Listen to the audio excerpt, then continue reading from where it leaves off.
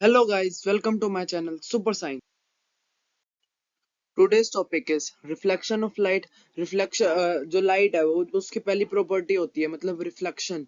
उसके बारे में पढ़ेंगे, उसकी डेफिनेशन देखेंगे और इम्पोर्टेंट डेफिनेशन मतलब जो रिफ्लेक्शन के टाइम पे जो इम्पोर्टेंट डेफिनेशन हमारे दिमाग में होनी चाहिए, जैसे incident ray, reflected ray, point of incidence, normal. ये सारी तो होती है जो मिरर के अंदर ही होती है। जब लाइट रे उसके ऊपर रिफ्लेक्ट करती है, रिफ्लेक्ट बाउंस बैक करती है, उस पे आती है लाइट, उसके जो फिनोमेना होता है। और जो जब लाइट रिफ्लेक्ट बैक हो जाती है, जब मतलब जहां जाना होता है लाइट को चली जाती है, उसके बाद जो एंगल बनते हैं उनको देखते हैं। ऑब्जेक्ट क्या होता है, उसके टाइप्स क्या होते हैं ये देखेंगे। या फिर जो ऑब्जेक्ट है, जो इमेज है, उसके टाइप्स क्या होते हैं ये देखेंगे। Reflection of light. Reflection is defined as the bouncing back of light into the same medium when this strikes on a hard and polished surface. कहने का मतलब क्या है? जो रिफ्लेक्शन है, bouncing back of light, light जो reflection है ना, एक जगह से टकरा के वापस जाना, उसको कहते हैं bouncing back of light into the same medium. मतलब जो एयर से वो किसी सॉलिड को टकराती है और फिर वापस वो एयर में आ जाती है, इसको कहेंगे coming into the same medium. और स्ट्राइक्स मतलब जो सॉलिड मटेरियल होएगा जिससे वो रिफ्लेक्ट होएगी, वो हार्ड होना चाहिए और पॉलिश होना चाहिए। पॉलिश करने का मतलब है उससे अच्छे से रिफ्लेक्शन होनी चाहिए। ऐसा नहीं होना चाहिए कि हमने 45 डिग्री पे रिफ्लेक्ट करा है और 90 डिग्री पे जाके रिफ्लेक्ट हो गया, ऐसा नहीं होना चाहिए।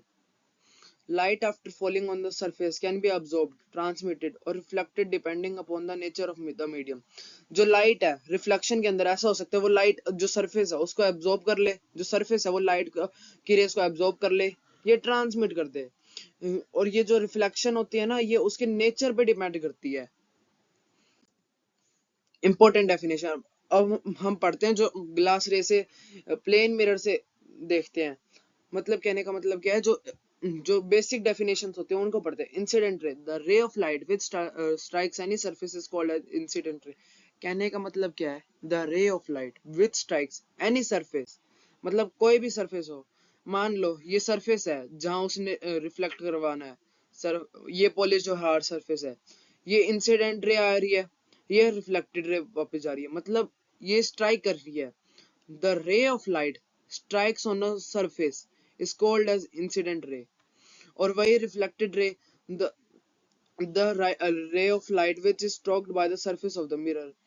मतलब एक ऐसी लाइट जो रिफ्लेक्ट हो चुकी है मिरर से, उसको कहेंगे रिफ्लेक्टेड रे।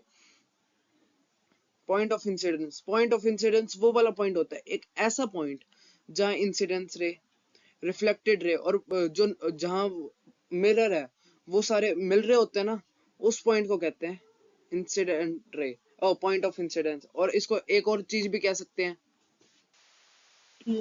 इसको और भी कह सकते हैं कि एक ऐसी रे, एक ऐसी जगह जहां इंसिडेंट रे आके फॉल होती है और रिफ्लेक्टेड सरफेस, मतलब एक ऐसी जगह मिरर में जहां इंसिडेंट रे फॉल होती है, मतलब रिफ्लेक्शन के लिए एक जहां फॉल होती है ना इंसिडेंट रे, उसको कहते हैं पॉइंट ऑफ इंसिडेंस।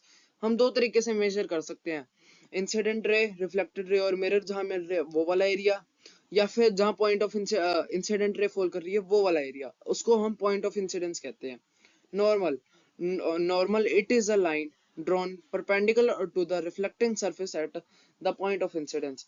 मतलब जो पॉइंट ऑफ इंसिडेंस है उससे एक परपेंडिकुलर लाइन खींचते हैं हम मिरर से। मान लो ये पॉइंट ऑफ इंसिडेंस है, यहाँ पे ये नॉर्मल खींच दिया हमने। ये जो नॉर्मल होएगी ना, ये मिरर के साथ 90 डिग्री का एंगल बनाएगी हमेशा। अब देखते हैं जो एंगल फॉर्म होते हैं रिफ्लेक्शन के टाइम। मतलब जो रिफ्लेक्शन होती है, बहुत सारे एंगल भी फॉर्म होते हैं, जैसे चार एंगल फॉर्म होते हैं पर हम दो ही पढ़ेंगे। द एंगल ऑफ इंसिडेंस और angle of reflection. Angle made by the incident ray with the normal at the point of incidence, it is denoted as I। मतलब क्या है, जो एंगल, यहाँ जो एंगल इंसिडेंट रे से फॉर्म होता है नॉर्मल के साथ पॉइंट ऑफ इंसिडेंस पे, उसको कहते हैं पॉइंट एंगल ऑफ इंसिडेंस। और ये जो एंगल है ना, इसको आई से डिनोट किया जाता है, मतलब स्मॉल आई से एंगल ऑफ इंसिडेंस को हम डिनोट कर सकते हैं सम में। और angle of reflection, angle made by the reflected ray with the normal at the point of incidence, it is denoted as R. मतलब क्या है, angle made by the reflected ray, मतलब एक ऐसा एंगल जो रिफ्लेक्टेड रे से form होता है पॉइंट ऑफ इंसिडेंस पे नॉर्मल के साथ, उसको कहते हैं the point angle of reflection. इसको हम स्मॉल आर से रिप्रेजेंट कर सकते हैं। मतलब ये वाला जो एंगल है ये आई है और ये आर है। जब हम न्यूमेरिकल सॉल्व करेंगे तो एंगल ऑफ रिफ्लेक्शन को आर लेंगे और एंगल ऑफ इंसिडेंस को आई लेंगे। ऑब्जेक्ट एंड देयर टाइप्स, मतलब अब जो ऑब्जेक्ट है मतलब जिसकी अब हम रिफ्लेक्शन फॉर्म करना चाहते हैं उसको पढ़ेंगे, और उनके टाइप्स मतलब जो ऑब्जेक्ट है उसके भी टाइप्स होते हैं उसको पढ़ेंगे। Object anything which gives you out either by itself और after reflection from it is said to be an object. मतलब एक ऐसा चीज जिससे हम चाहे तो खुद फॉर्म कर सकते हैं या वो हमें फॉर्म करके देता है, उस चीज को कहते हैं रिफ्लेक्शन आफ्टर रिफ्लेक्शन। मतलब जो चीज फॉर्म होती है, जिस चीज की रिफ्लेक्शन फॉर्म हुई है उसको उस चीज को कहते हैं ऑब्जेक्ट। और ये जो ऑब्जेक्ट है दो कैटेगरीज में बटा हुआ है, पॉइंट ऑब्जेक्ट और एक्सटेंडेड ऑब्जेक्ट। जो पॉइंट ऑब्जेक्ट होता है वो वेरी स्मॉल ऑब्जेक्ट होता है या मतलब बहुत डिस्टेंस पे पड़ा है, मतलब हम मिरर में उसको कंसीडर नहीं कर पाते इसलिए हम उसको चाहे पॉइंट ऑब्जेक्ट कह देते हैं। और और ये जो पॉइंट ऑब्जेक्ट होते हैं हम इसको डॉट से डिनोट करते हैं। मतलब डॉट क्या सिंबलाइज कर रहे हैं, मतलब छोटा ऑब्जेक्ट। और एक्सटेंडेड ऑब्जेक्ट, नाम से पता चल रहा है कि जो ऑब्जेक्ट होएगा वो बड़ा होएगा साइज में, चाहे तो वो बहुत ज्यादा पास होएगा ऑब्जेक्ट के और साइज में बड़ा होएगा, या फिर थोड़ा दूर भी होएगा ना तो मिरर से तो भी वो साइज में बड़ा ही होगा, तब हम उसको एक्सटेंडेड ऑब्जेक्ट से रिप्रेजेंट करते हैं। और जो रिप्रेजेंटेशन होती है एक्सटेंडेड ऑब्जेक्ट की वो एक एरो से की जाती है, अपवर्ड एरो से, अपवर्ड या डाउनवर्ड एरो, बस एरो होना चाहिए एक्सटेंडेड ऑब्जेक्ट के सिंबलाइजेशन के लिए। हमने अब ऑब्जेक्ट के टाइप्स पढ़ लिए, ऑब्जेक्ट क्या होता है वो पढ़ लिया। अब देखते हैं इमेज क्या होती है और उसके टाइप्स क्या होते हैं। इमेज को इतना खास डिफाइन नहीं किया गया है पर मैं बता देता हूँ ऊपर ऊपर से। जो इमेज वो चीज होती है जो ऑब्जेक्ट के रिफ्लेक्शन के बाद जो चीज फॉर्म होती है, जो रिफ्लेक्शन फॉर्म होती है हम इसको ऐसे भी कह सकते हैं इमेज को the reflection of the object which is placed in behind और before the mirror is called as image. जो इमेज है उसको टू टाइप्स में बांटा गया है, रियल और वर्चुअल इमेजेस। रियल इमेजेस जो होती है ना वो एक्चुअल इंटरसेक्शन, मतलब एक्चुअल इंटरसेक्शन का मतलब क्या है, जो असली में इंटरसेक्शन होती है ना लाइट रेज की, तब जो इमेजेस फॉर्म होती है तब उनको कहते हैं रियल इमेज। और ये स्क्रीन पे ऑब्टेन की जाती है, मतलब प्रोजेक्टर में भी कह सकते हो तुम।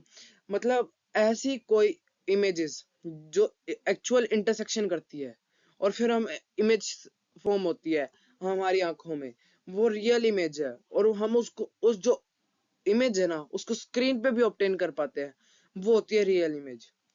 और वर्चुअल इमेज वो वाली इमेज होती है जो वर्चुअल इंटरसेक्शन, मतलब वो रियलिटी में इंटरसेक्ट नहीं हुई है पर हम मानते हैं कि ऐसा वो इंटरसेक्ट हो चुकी है।